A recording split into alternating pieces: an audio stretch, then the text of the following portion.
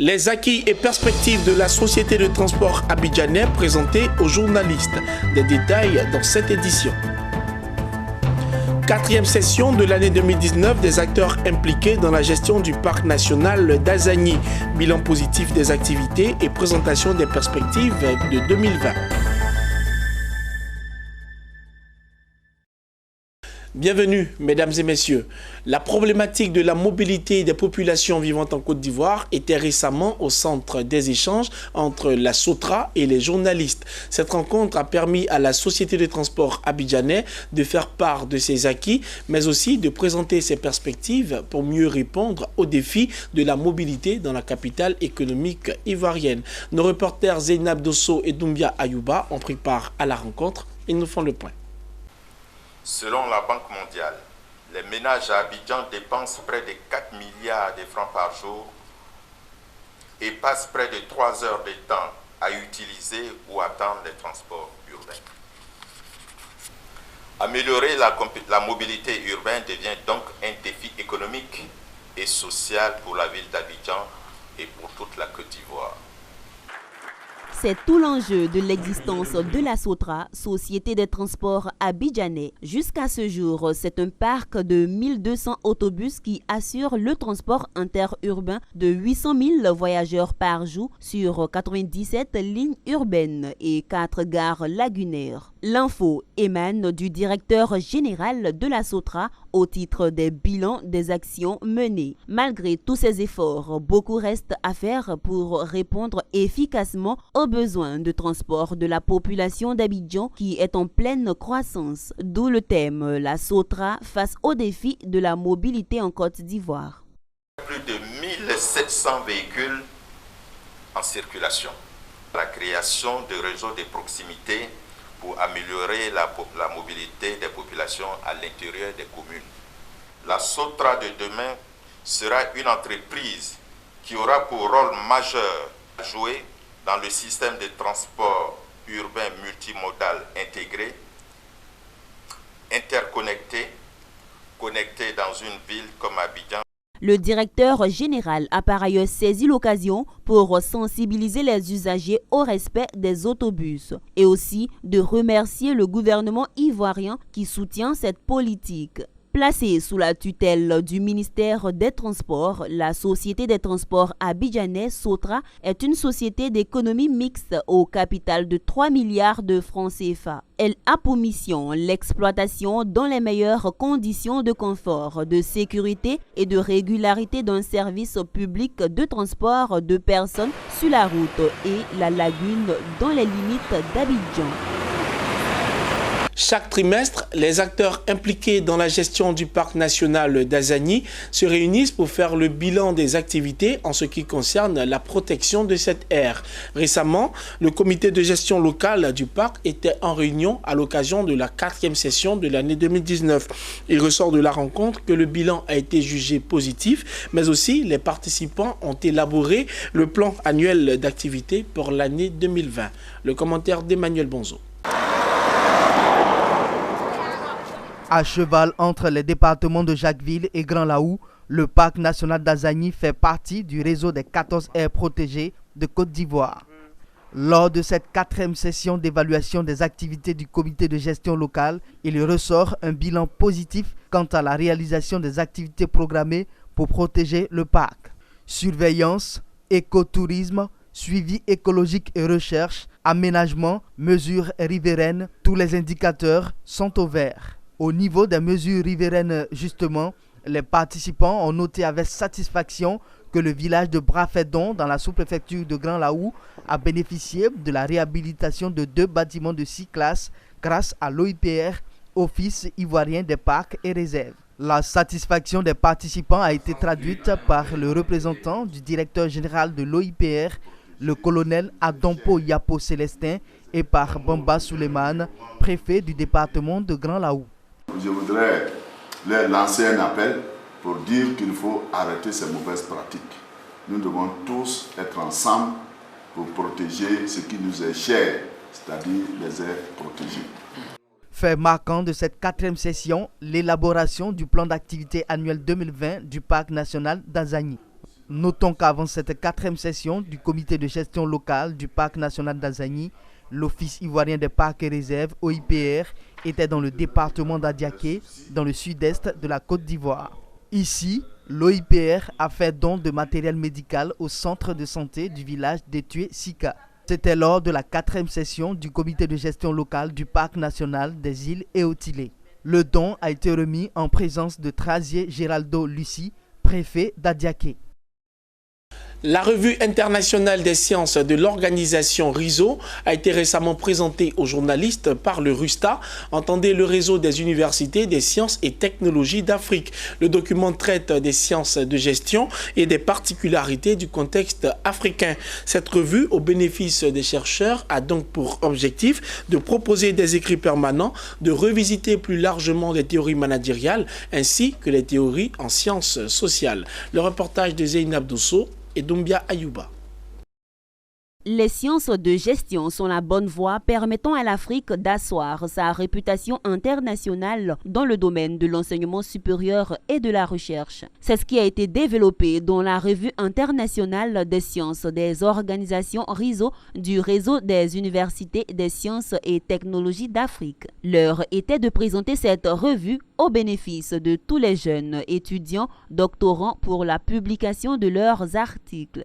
La RISO, c'est un outil pédagogique, c'est un outil de formation. Nos doctorants, nos thésards, il faut qu'ils puissent faire des publications. Les publications se font à travers cette revue, qui est internationale. Et l'objectif de la revue, c'est de montrer que l'Afrique peut contribuer à une discipline jeune qui s'appelle les sciences de gestion, qui est en essor à travers le monde, parce que le monde moderne, c'est un monde complexe, on a besoin de le comprendre, on a besoin de le mettre sous contrôle si on y arrive, et donc les sciences de gestion sont ce qui permettent effectivement de relever ce challenge.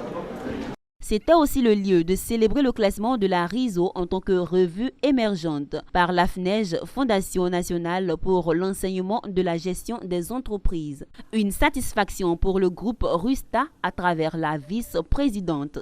Nous restons à votre disposition et la RISO, le RUSTA sont aujourd'hui votre maison. Créée en 2015 lors d'un colloque international par le RUSTA, la RISO, Revue internationale des sciences des organisations, est apparue régulièrement avec 2 numéros par an. Sa distinction obtenue est le fruit d'une vision ambitieuse du groupe RUSTA pour l'enseignement supérieur en Côte d'Ivoire et dans toute l'Afrique. Rendons-nous à San Pedro pour parler éducation. Un séminaire a réuni les acteurs du système éducatif autour du thème « Enseignants compétents, performants et engagés, assurance d'une école de qualité ». Cette initiative du ministère ivoirien de l'Éducation nationale, de l'enseignement technique et de la formation professionnelle avait donc pour objectif de responsabiliser davantage l'enseignant et faire de lui un agent de référence pour une meilleure qualité de l'école ivoirienne. Le reportage de Abel Kwao est commenté par Pierre Tebe. La qualité de l'enseignant, il a été question tout au long de ce séminaire. Ce thème centré sur l'éducation valorise certes celui-ci en tant qu'acteur majeur de l'action éducative, mais le pousse davantage à une quête performante de compétences, de performance et au respect de la déontologie. Nous avons abordé ce thème d'évaluation parce que progressivement, nous allons arriver en terminale où cette méthode sera appliquée aux examens. Il faut que nous soyons au même niveau d'information. Il faut que nous travaillions sur la même longueur d'onde. Il faut renforcer les capacités opérationnelles des participants sur les instruments d'évaluation en approche par compétences. Amener l'enseignant, acteur majeur de l'action éducative, à contribuer efficacement à l'amélioration des performances de l'école ivoirienne. Cette année, Madame la ministre a mis l'enseignant au cœur du système éducatif. Il faudrait que nous fassions en sorte qu'en corrigeant les imperfections, nous puissions aller à la qualité. Je l'ai dit, une école de qualité, c'est une école qui répond aux attentes de la communauté. Le niveau de l'école ivoirienne est en baisse depuis plusieurs années. Ce thème n'aura de sens que si les autorités parviennent à lui donner un contenu et à le traduire en actes sur le terrain. Donc nous souhaitons que Madame le ministre prenne à bras le corps les problèmes que nous avons posés en tant que syndicalistes et qu'elle trouve des solutions pour que l'enseignant qui est mis au cœur du système soit le plus heureux et qu'il fasse correctement le travail et que sa compétence, sa performance et son engagement ne soient même pas l'objet d'un doute. Plusieurs sous-thèmes ont par ailleurs été abordés lors de ce séminaire de 48 heures, notamment sur le renforcement des acquis des enseignants sur les instruments d'évaluation en approche par compétences. Après San Pedro, posons nos valises à Diokwe, où la direction du collège Legbeji Yao Jules a récemment distingué les meilleurs élèves du premier trimestre de l'année scolaire 2019-2020. Occasion pour le directeur régional de l'éducation nationale, de l'enseignement technique et de la formation professionnelle de féliciter les élèves et enseignants, mais aussi de les exhorter au respect des dates de congé. Théodore Kanga. Le mercredi dernier, les responsables du collège Legbeji Yao Jules ont procédé à la récompense des 3 premiers de chaque classe, de la 6e à la terminale. Ces élèves ont reçu de petits présents en numéraire et une collation. Ces récompenses s'inscrivent dans le cadre de l'excellence prônée par le chef de l'État Alassane Ouattara dans tous les secteurs d'activité. J'ai organisé cette cérémonie pour booster le travail plus haut. Je vais voir au deuxième trimestre les enfants doubler d'efforts parce que l'école c'est la réussite. Les élèves du collège Legbeji ont montré leur savoir-faire en matière de poésie, de danse et arts martiaux. Koulibaly Abba Patrice, directeur régional de l'éducation nationale, de l'enseignement technique et de la formation professionnelle, a saisi cette opportunité pour féliciter les responsables de cet établissement qui prône l'excellence. C'est d'ailleurs ce que veut Madame le ministre de l'Éducation nationale. Il faut récompenser au vu de tous les élèves qui sont méritants. Les parents d'élèves venus nombreux à cette cérémonie ont salué et encouragé l'initiative du fondateur. Et je suis très heureuse de cette initiative du fondateur. Et depuis la classe de 6e, en tout cas ma fille a beaucoup travaillé.